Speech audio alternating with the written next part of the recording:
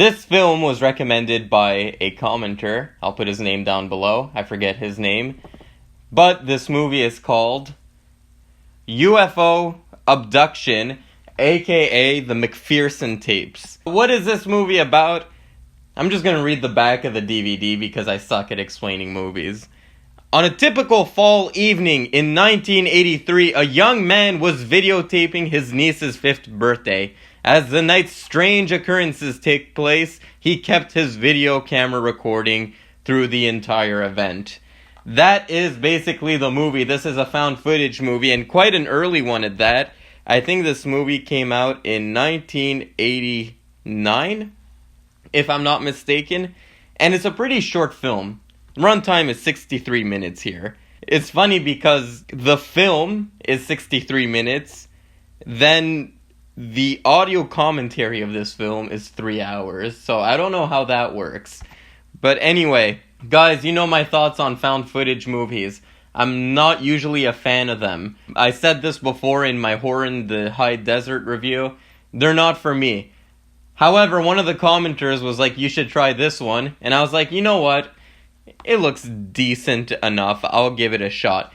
I need to clear the air before I review this movie. Okay? Because in that High Desert review, everyone bombarded me saying that there's a difference between found footage and mockumentary film. Is there? Probably. Do I give a fuck? Nah.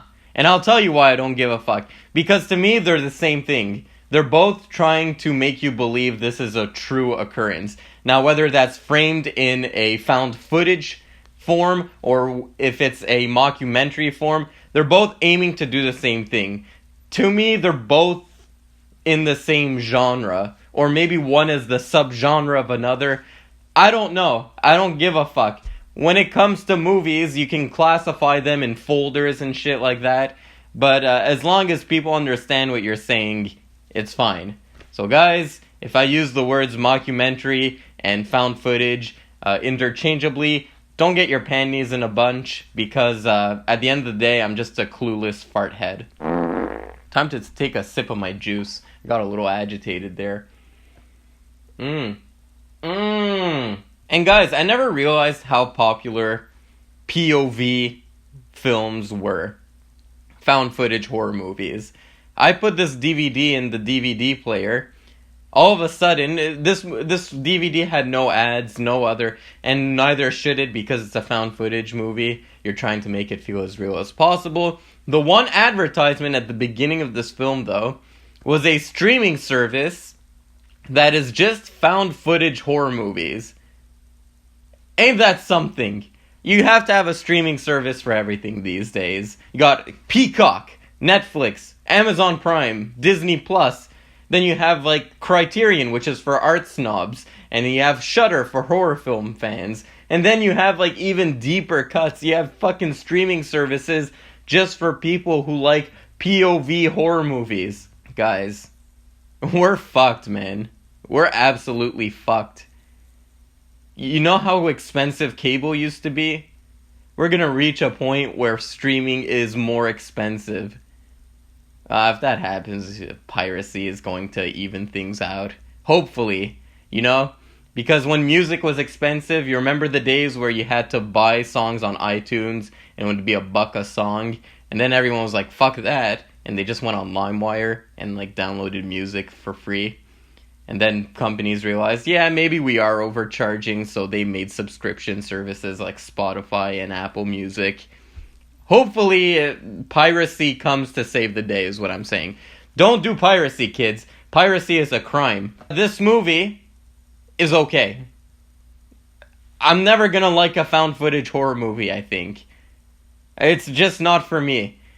But this movie did please me more than most. I think it's better than Horror in the High Desert. This is actually okay done. First of all, I like the way this movie looks. It's actually filmed on a shitty camera.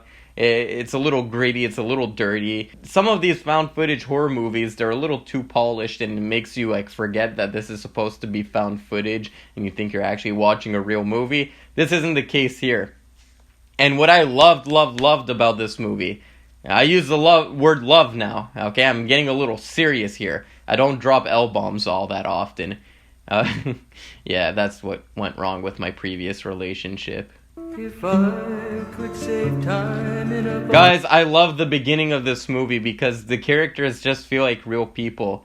And it starts off, the movie opens, it's the niece's birthday party, and everyone's talking over cake. Guys, I don't know if you can hear that. I swear, this neighborhood mows their lawn every day. It's like every day someone's gotta mow their lawn. And I live in a cul-de-sac, like a little roundabout thing. So I'm close to everyone else's house, so everyone's always mowing their lawn. All I hear is rrrr. The movie opens, and okay, it just went off. Okay, the movie opens, and it's the niece's birthday party, and everyone's kind of talking over each other, and it does this thing that I don't really see often in movies. Usually in movies, you have everyone interacting with everyone, which isn't usually what happens in real life. There would be like a small group that talks about sports, while the women kind of talk about other stuff. The groups kind of break off and they talk about different things simultaneously, talking over each other. And I feel like this movie did that very organically, and it's appropriate because this movie's trying to be passed as real life, and there's this really real thing that happens in everyday life that you don't really see put on screen. So I love that beginning. That beginning, tight. This one might be a little controversial, but I'm sure most people will watch this movie and hate the design of the aliens. It legit looks like they went to Dollar Tree and got alien masks, like the most generic alien mask ever, and slapped it over a couple of actors' heads. I don't mind that, actually. I think that makes it for a funner film. It does feel more crappy, which I like. The aliens just look like the stereotypical aliens. Big back of the head, bald, pale skin, big buggy eyes. It's your generic alien look, but I kind of like that too. It's like taking that fictionalized version of an alien and putting it in this very real setting. A lot of that is because it's a product of its time. Aliens, this movie came out in 89. I think aliens were still pretty much a novelty, and that design of an alien didn't evolve all that much in film anyway. Aliens were still pretty new, you know, and people didn't realize, like, hey, listen, all what aliens are species from another planet. They can look different from us. They can look like bugs. They can look like this. They can look like that. But this film goes for the traditional look, which I like. Just like Horror in the High Desert, this movie is building up to a climax.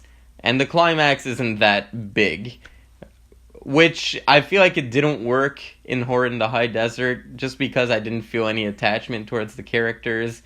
Here I felt it a bit more. The characters are a bit more developed. The mom was a little sassy. The wives were a little annoying, but, I mean, for anyone who's married here, we know wives are annoying. Just kidding! I love wives! Yeah, but anyway, I feel like I knew these characters, and that was pretty important to me when I watch a movie like this. Even though it's found footage and it's supposed to be a documentary style, it's still important to like your character. Characters aren't just in fiction, okay?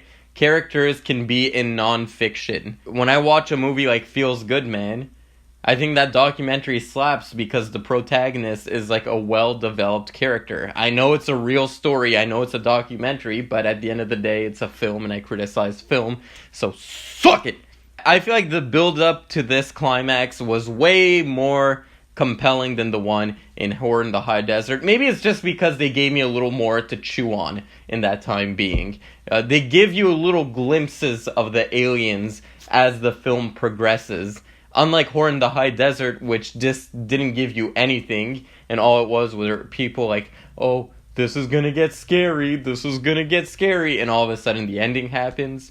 I will say the ending itself, the climax itself of Horror in the High Desert was better than the one in this film. Just because this film was obviously lower budget, so was Horror in the High Desert, but technology has evolved between this film and Horror in the High Desert. the ending of Horror in the High Desert I thought was more fulfilling. That said, the movies aren't just their climaxes, they're the whole runtime. So a movie that has no build-up and a good climax versus all build-up but the climax is a little unfulfilling, I'll take the latter. Just because I feel like more of my time I've been intrigued with the film. There's a really good cult following for these found footage horror movies, which I really appreciate because these are independent artists making found footage movies because they don't have all that much money. So it's just fun to watch. And I myself, I'm not gonna lie, I'm a bit of a conspiracy theorist. I'm a bit of a Q-tard sometimes. I want to believe, man. I want to believe. I love aliens. I want aliens to come on Earth so I can shake one of their long-fingered hands and just shake it like that and be like, we come in peace. I'm all about that shit, okay? So I understand there's a need for this kind of film. So even if I don't like it, I love the fact that people like these films just because I feel like they have the same scratch that needs to be itched. Unfortunately, this kind of movie doesn't scratch that itch for me, while it might scratch someone else's itch. Yeah, that's my review.